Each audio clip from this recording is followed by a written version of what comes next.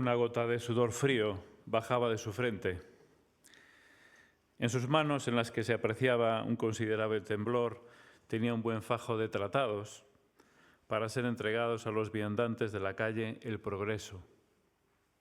Podría decir el Calvario, pero bueno. Sebastián palidecía ante semejante reto. Su timidez y su carácter profundamente introvertido hacía que aquella labor, en apariencia tan sencilla, rayara ya no el miedo, sino una profunda angustia que atenazaba a sus miembros. Aquello no era respeto por el evangelismo, sino que era sentirse embargado por el terror. ¿Alguna vez te has sentido algo parecido cuando te hablan de evangelizar? A veces nos queda la cara, como tiene aquí este señor que he puesto, hablar de evangelismo. Evangelismo nos da un poco de miedo.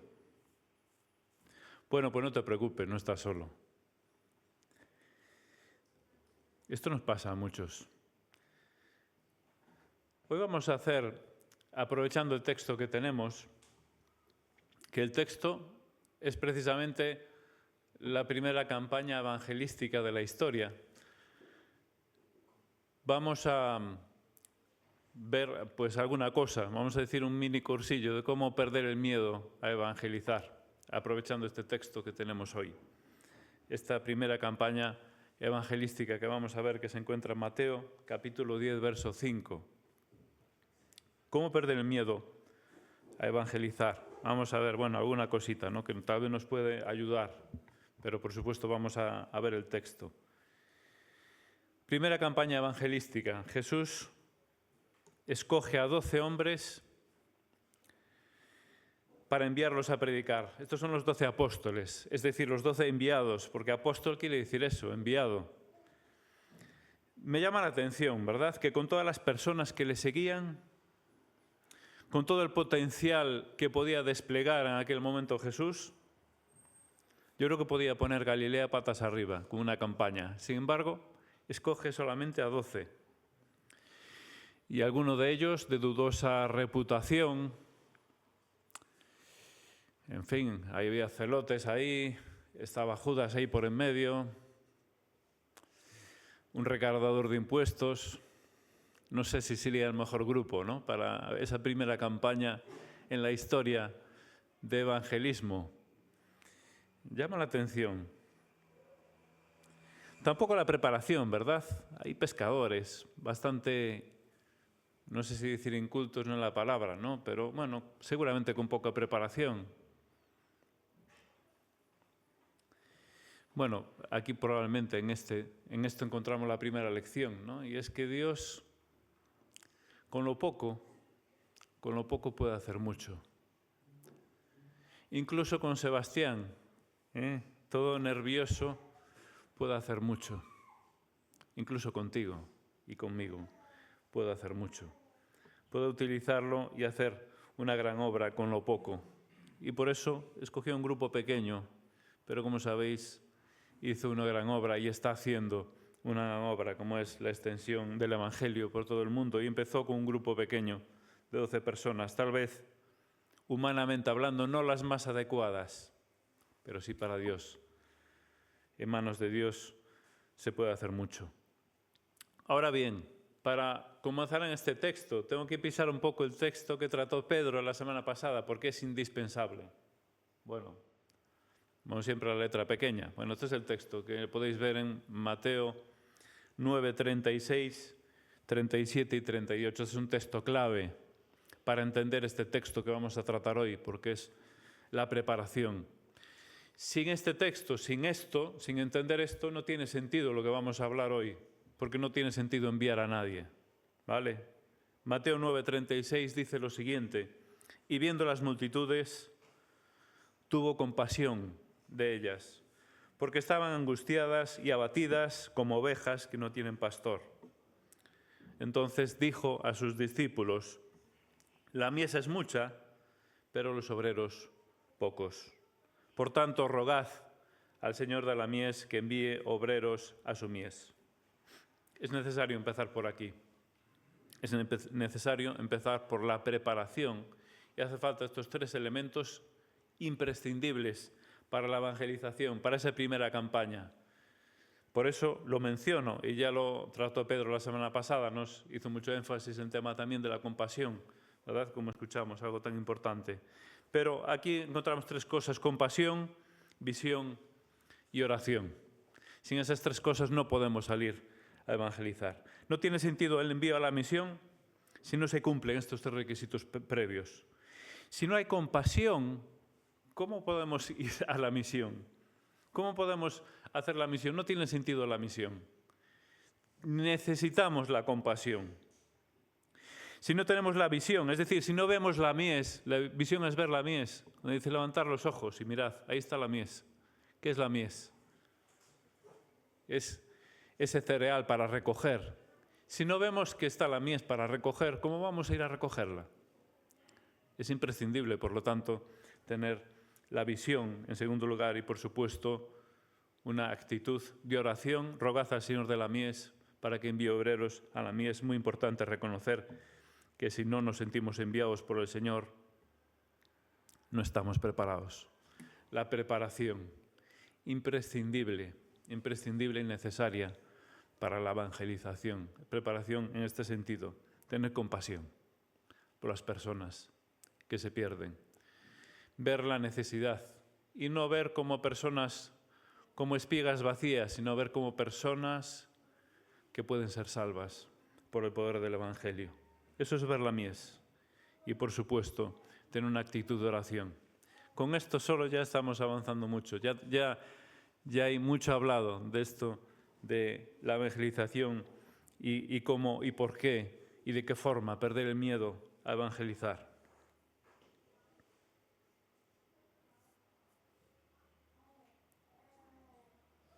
Vamos a ver 3 apartados. Utilizando el texto, como yo a veces tengo un poco de manía con las letras, a veces van algunas palabras un poco a calzador, pero con las 3 P's vamos a ver 3 apartados del texto y dentro de esos 3 apartados vamos a ver 7 apartados con la letra R, ¿vale? Que después lo vamos a desarrollar. No aparece ahí la R, después los iremos viendo. En primer lugar, el propósito.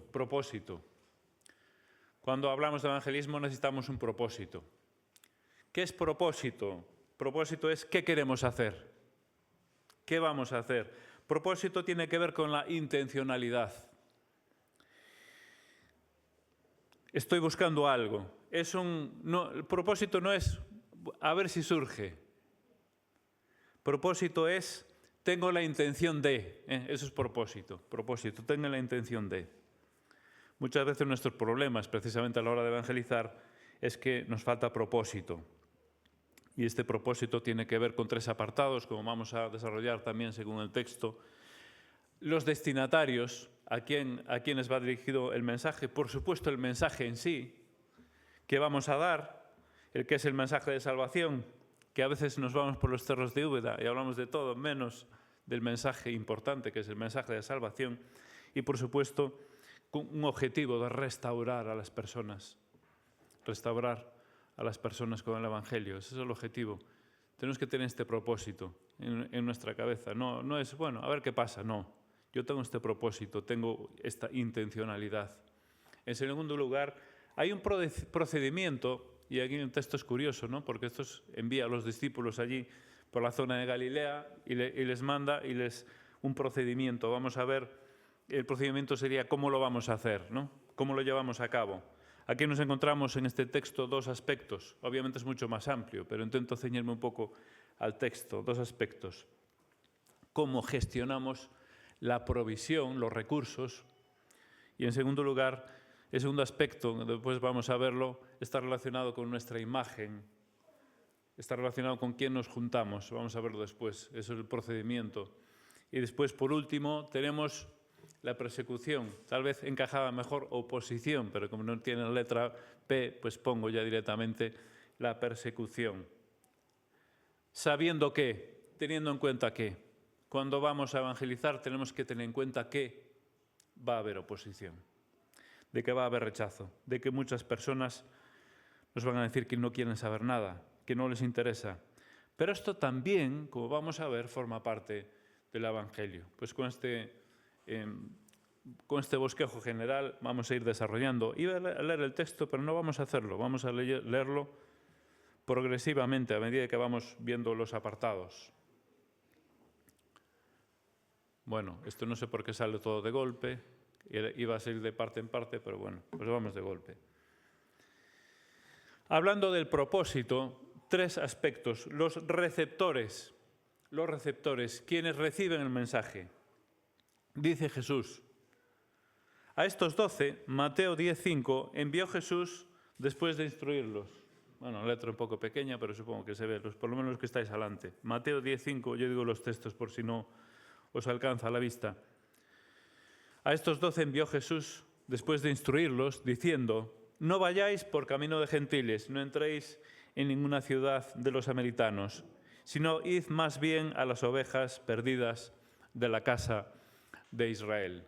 Esta es la versión Biblia de las Américas. Dice la versión Reina Valera 60, id antes a las ovejas de la casa, perdón, a las ovejas perdidas de la casa de Israel. El objetivo, ¿quiénes son el objeto de nuestro mensaje? ¿A quién vamos a ir a evangelizar? Es muy importante tener esto en mente. Esto nos va a ayudar a la hora de evangelizar y nos va a ayudar también a la hora de perder el miedo a evangelizar. En este caso, las ovejas perdidas de la casa de Israel. Bueno, pudiera parecer un poco cierto rechazo a los gentiles, desprecio a los gentiles, pero esto no es así. Esto no es por desprecio, sino que es por estrategia. Por estrategia. Jesús demostró por activa y por pasiva su amor por los gentiles, sanando, predicando, hablando con ellos, etcétera, etcétera. No vamos a entrar mucho más en esto. Pero por estrategia, primero, las ovejas perdidas de la casa de Israel. Es lógico que pensar que es necesario empezar por casa, empezar por el pueblo, empezar por los conciudadanos, los que probablemente mejor entendían. Es lógico pensar también que es necesario confirmar el orden del plan de salvación. Ese es el orden que puso Dios, comenzando en el pueblo de Israel. No porque sea mejor, sino porque en su soberanía lo ha decidido así. Ahora, de forma práctica y elucubrando un poco, podemos pensar que tal vez por falta de preparación de los discípulos en ese momento, hacía falta un apóstol Pablo, un hombre extremadamente preparado para ir a los gentiles. No era el momento, tampoco por otro lado, ¿verdad? No era el tiempo. Jesús todavía no había muerto, todavía no había resucitado. Fijaros que cuando Él da la orden de ir por todo el mundo, se produce después precisamente de morir y resucitar. Id por todo el mundo, entonces sí alcanzad a todas las naciones. Tiene sentido, por lo tanto, empezar por la casa de Israel, por las ovejas perdidas. Y esto ya indica y ya nos hace pensar en el destinatario, personas perdidas que necesitan salvación. Esto nos ayuda. En nuestro curso de evangelismo acelerado de cómo perder el miedo a evangelizar, vemos que nos puede ayudar mucho pensar en nuestros receptores del mensaje. Y esto tiene mucho que ver con lo que vimos antes, con la preparación, tiene que ver con la compasión, tiene que ver con la oración. Si oramos por las personas a las que vamos a hablar, nos abre mucho el terreno, el camino, nos hace perder el miedo.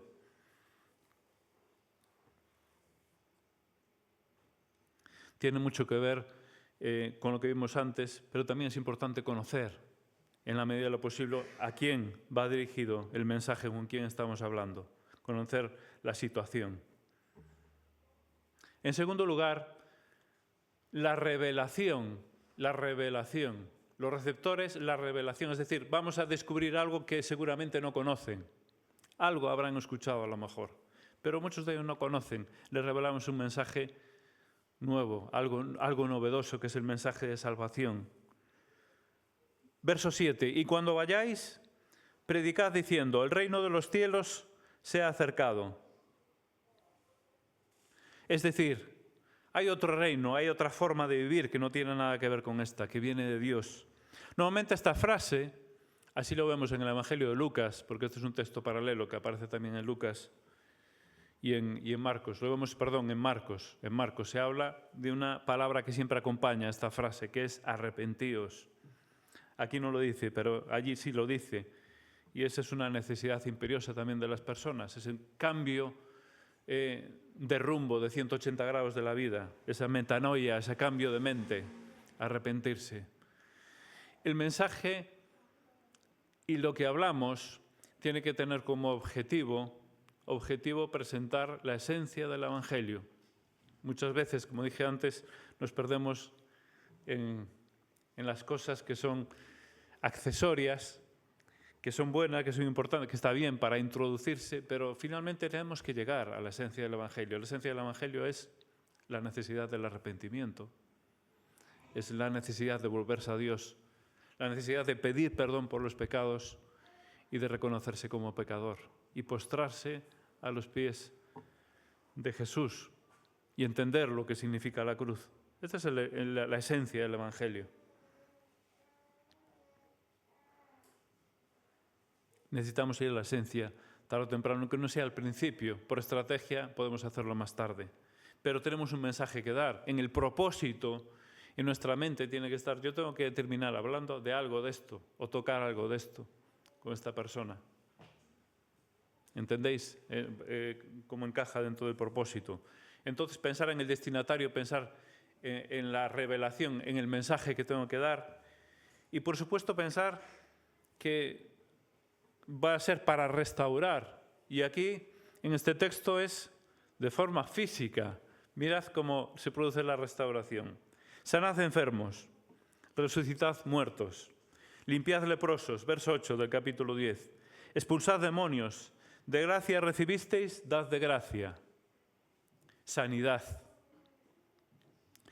El Evangelio, y esto nos ayuda a entender una cosa, el Evangelio afecta a toda la persona. No es solo al alma, no es solo al espíritu, pero por supuesto que sí, esencialmente y principalmente es espiritual, eso lo sabemos, especialmente ahora, ¿no? Y es un mensaje de esperanza también, pero afecta a toda la persona. Cuando predicamos el Evangelio no debemos ser indiferentes a las necesidades físicas o materiales de las personas. Y en este caso, por supuesto, no ser indiferentes a las enfermedades de las personas. Ahora bien, aquí se abre una discusión y aquí se abre una doble vertiente interpretativa, ¿no? Los que piensan que todavía hoy sigue este mismo modelo de sanidades y podemos ir sanando a aquellos que tienen el don de sanidad, y los que pensamos que esto está ceñido en una época, ¿no? Yo, fijaros, respetando otras opiniones, doy mi opinión en este sentido.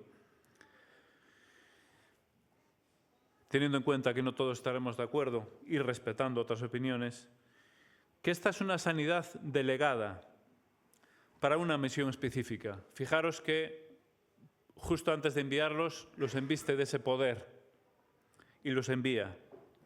Y además es con un objetivo concreto. La sanidad funcionaba como una autenticación del mensajero y del mensaje. Cuando había ese poder de sanidad y esas sanaciones, las personas sabían, este viene de Dios, aquí hay poder, este es una persona que me está hablando la verdad.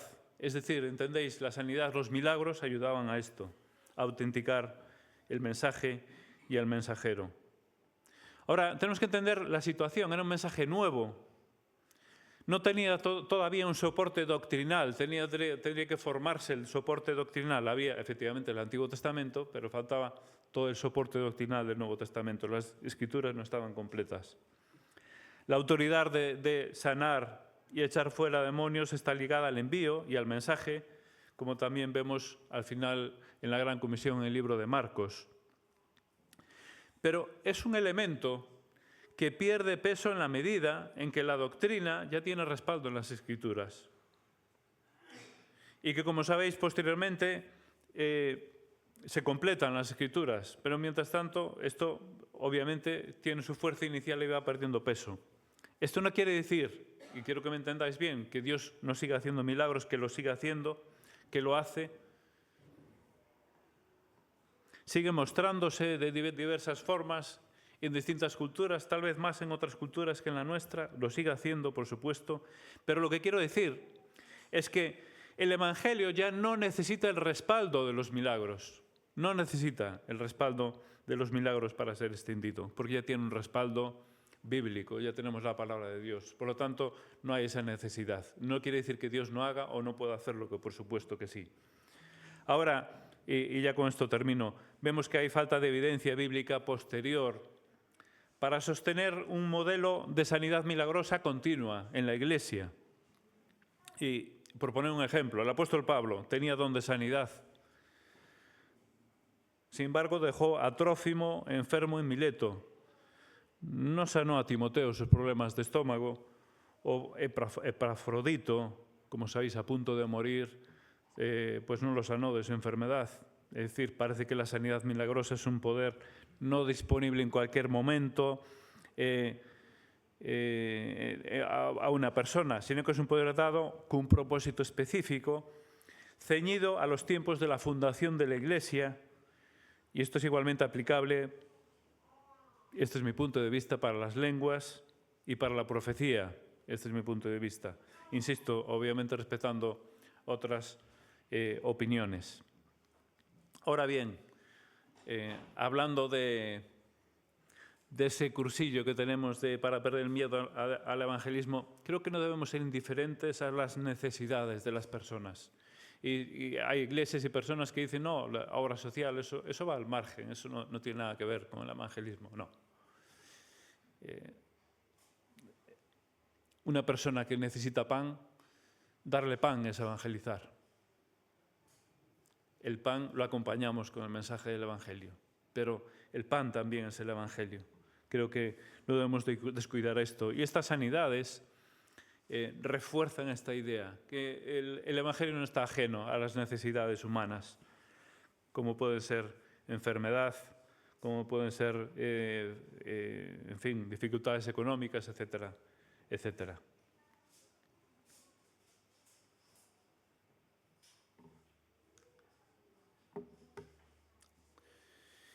¿Qué nos puede ayudar entonces para perder el miedo a evangelizar?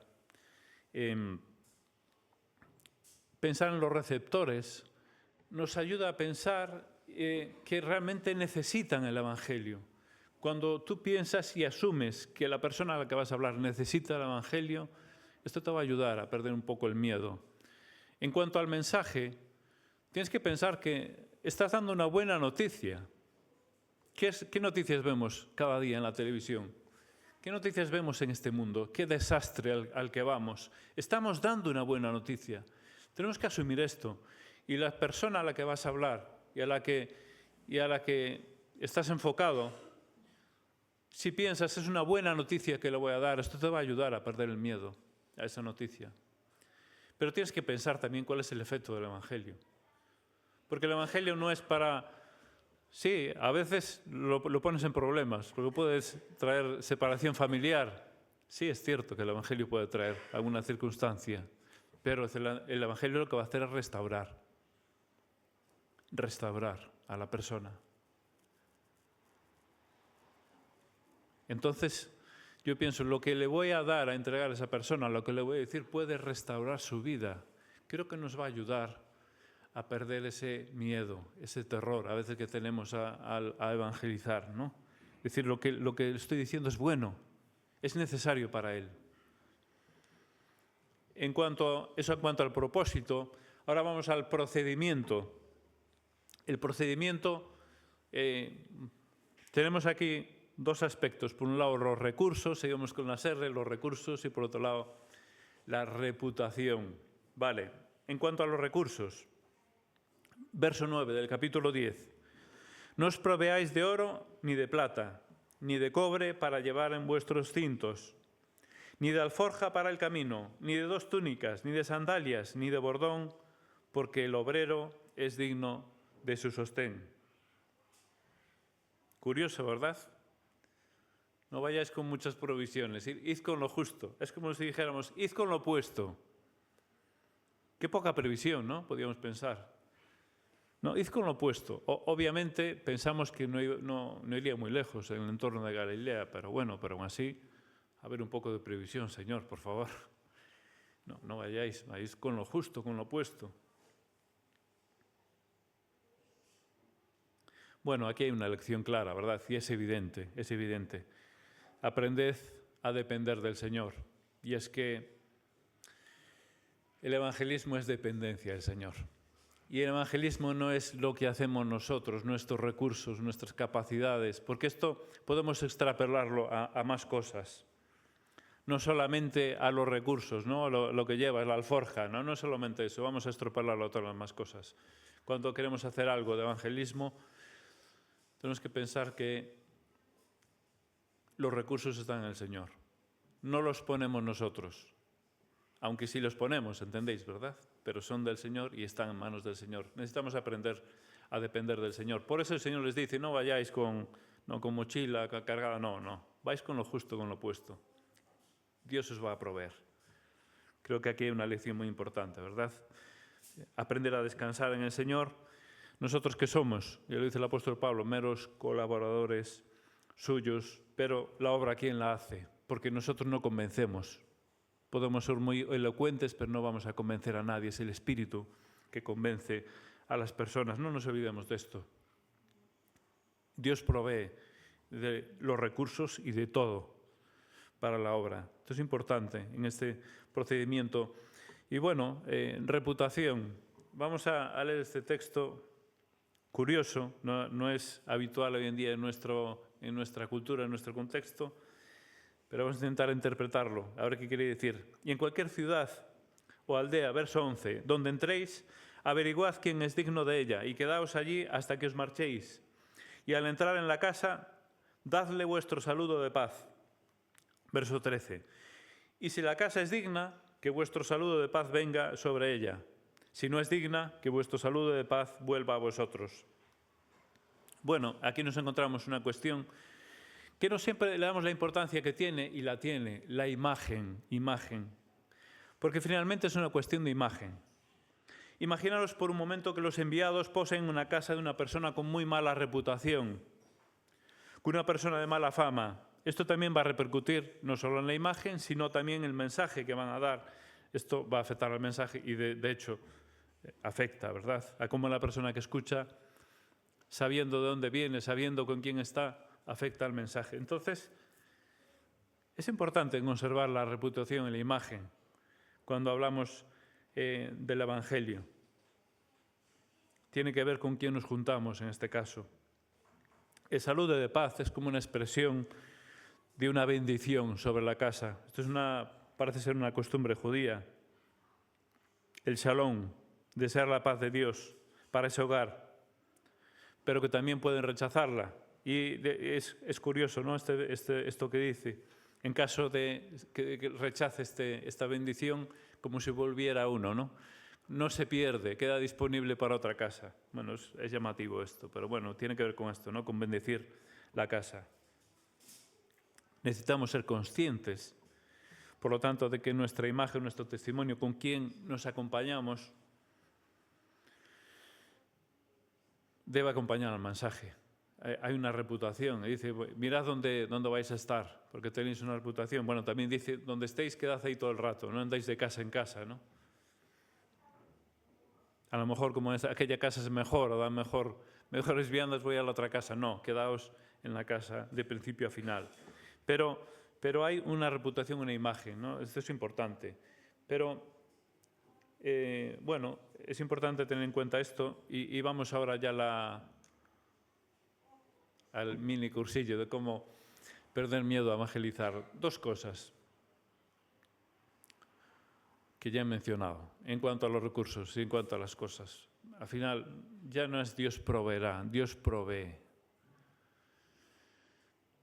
Esto nos saca presión. Esto nos saca presión de encima. Cuando pretendemos evangelizar, Dios provee. No solo provee de recursos, me refiero provee de situaciones, provee de circunstancias, provee de personas. Y en cuanto al segundo aspecto, reputación, yo diría en este punto que creo que es importante también acompañarse de buenas personas, personas adecuadas que nos van a ayudar en el evangelismo, nos van a empujar, ¿no? Esto es un poco, puesto un poco a calzador aquí en este sitio, ¿no? Pero bueno, creo que sí, que es útil la compañía a la hora de evangelizar, con quién vamos, porque nos puede ayudar mucho. Esto también forma parte de la provisión de Dios. Y el último apartado que vamos a ver, la persecución. La persecución seguimos con dos aspectos más, el 6 y el 7, que es por un lado el rechazo y por otro lado la represión, el rechazo. Verso 14 del capítulo 10, y cualquiera que no os reciba ni oiga vuestras palabras, salir de esa casa o de esa ciudad, sacudid el polvo de vuestros pies. En verdad os digo que en el día de juicio será más tolerable el castigo para la tierra de Sodoma y Gomorra que para esta ciudad. Tenemos que entender, y esto es muy importante, entenderlo, que el rechazo forma parte del evangelismo y es algo natural, es algo normal. Normalmente nos violenta, nos molesta, nos desanima también a veces, pero también es parte de la esencia del evangelio. Porque a pesar de esto es importante hablar del evangelio a las personas para que escuchen y para también que puedan rechazarlo, porque esto es parte del evangelio. Las personas tienen que escucharlo y rechazarlo. Y es así. Obviamente no es plato de buen gusto el sentir el rechazo, pero a Jesús lo rechazaron también. Y por supuesto nosotros no vamos a ser menos. Y aquí nos encontramos con este gesto, ¿no?, de sacudir los pies.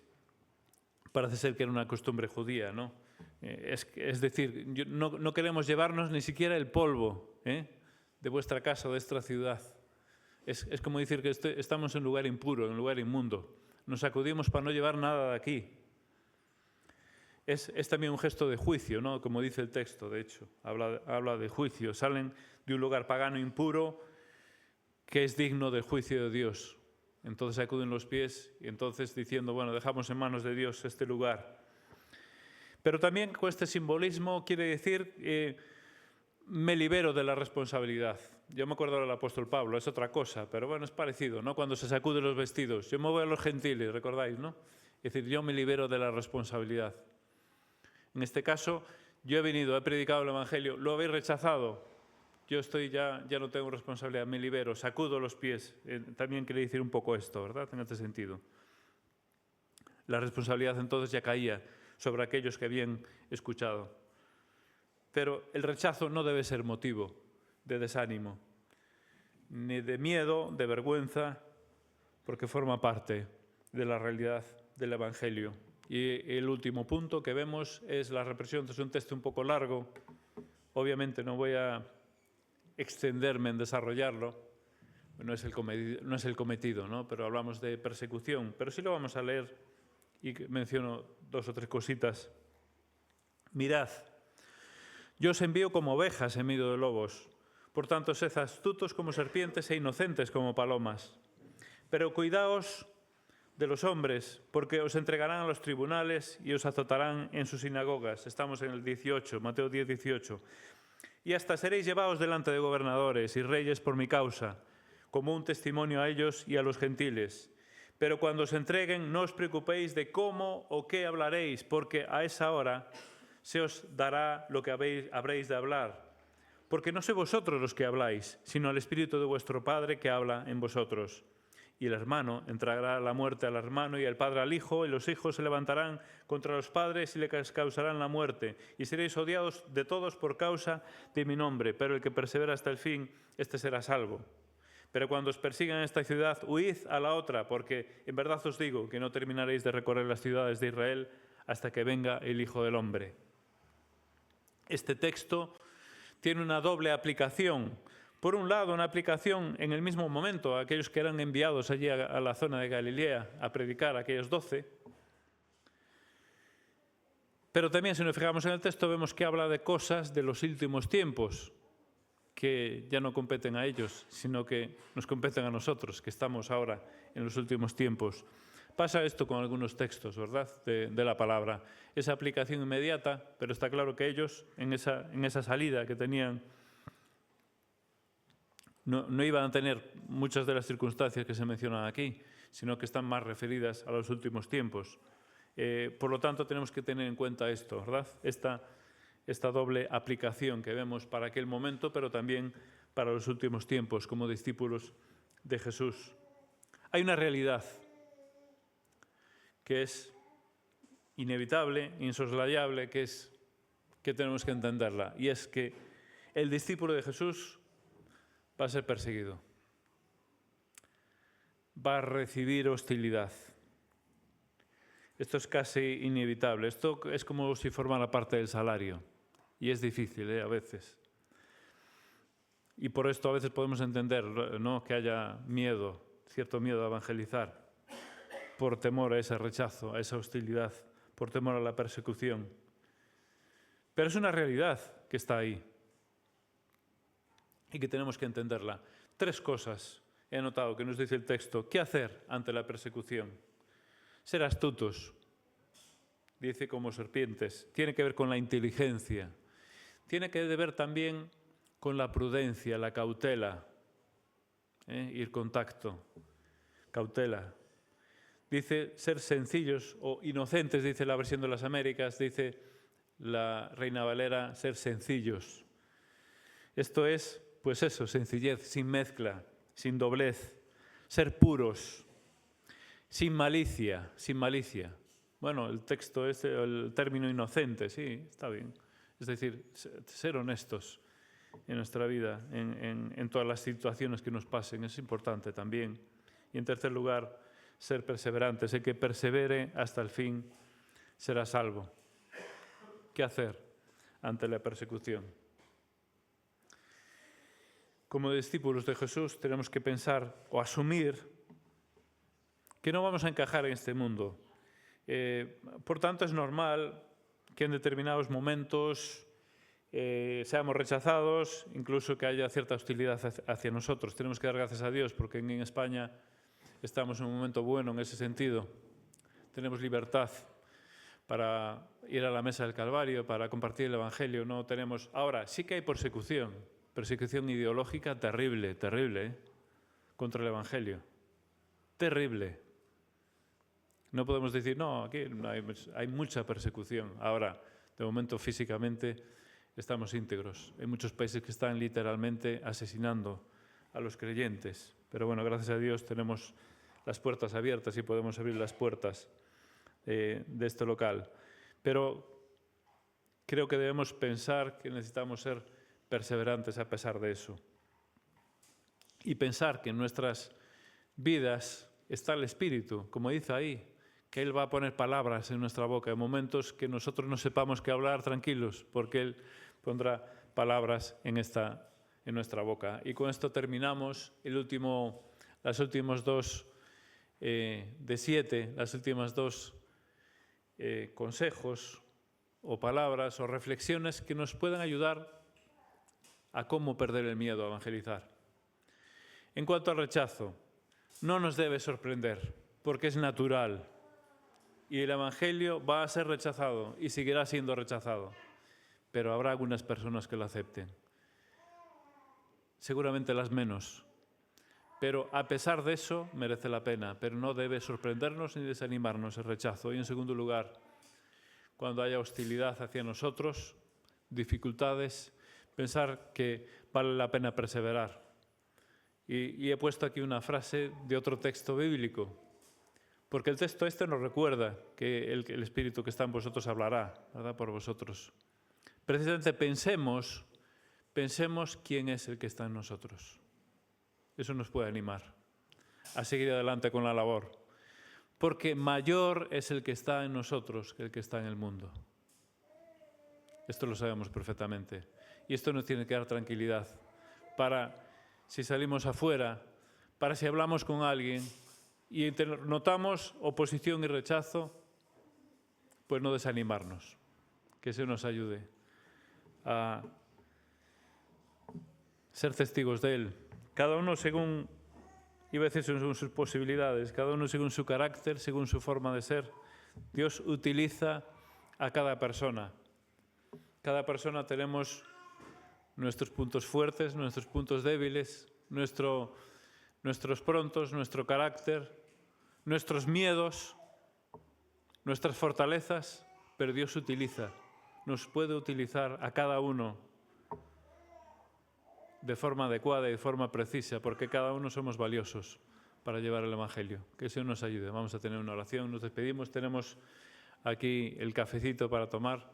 Lo que sí agradecemos es que cogemos y nos separamos un poco de la mesa para que no nos apelotonemos muchos aquí en el café. Pues antes de tomar el café nos despedimos con una oración. Te damos gracias, Padre, por tu palabra, gracias porque el Evangelio no depende de nosotros, eso nos da tanta tranquilidad, sino que el Evangelio es tuyo y depende de ti, viene de ti. Y gracias porque es una luz preciosa que necesitan tantas personas a nuestro alrededor. Y aún a la vez que te lo decimos, te pedimos que nos perdones, porque tantas veces nos callamos. Tantas veces somos opacos a la luz que viene de ti, que no reflejamos, Señor. Perdónanos y ayúdanos a reflejar un poco de esa luz a los demás. Y ayúdanos a que no nos desanimemos, porque es cierto que hay persecución, hay hostilidad hacia el Evangelio, porque no se entiende. Ayúdanos a estar fuertes y saber que mayor es el que está en nosotros. Gracias, Señor, por tu Evangelio. Ayúdanos a ser pequeños puntos de luz, allí donde tú nos pones. En el bendito nombre de Jesús. Amén.